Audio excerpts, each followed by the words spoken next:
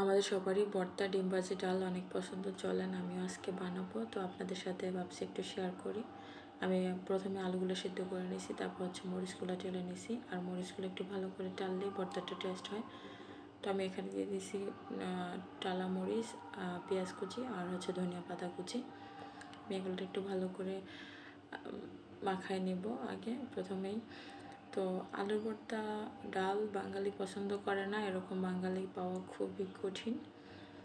আমি জানি না আমার ভিডিওটা আপনাদের ভালো লাগবে কি না, তো ভিডিওটা পুরো দেখবেন নাকি জানি না। তবে আপনাদের সাপোর্ট যদি পাই তাহলে ভিডিও বানানোর আগ্রহ পাবো। আশা করি যে আমার চ্যানেলটা একেবারেই নতুন, সাবস্ক্রাইব করে পাশে থাকবেন, উৎসাহিত করবেন কাজ করার জন্য।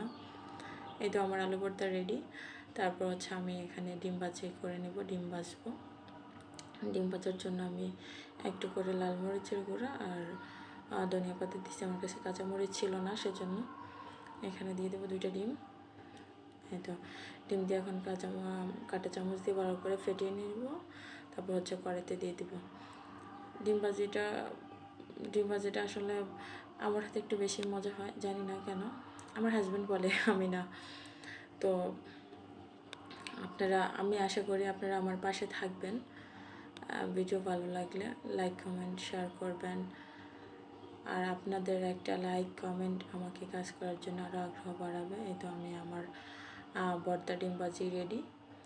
আর ডালটা ভর্তা ডিম ভাজি আমি এখানে ভাতের উপর ডাল দিয়ে নিছি। তো আমার ভিডিওটা কেমন লাগছে একটু কমেন্ট করবেন।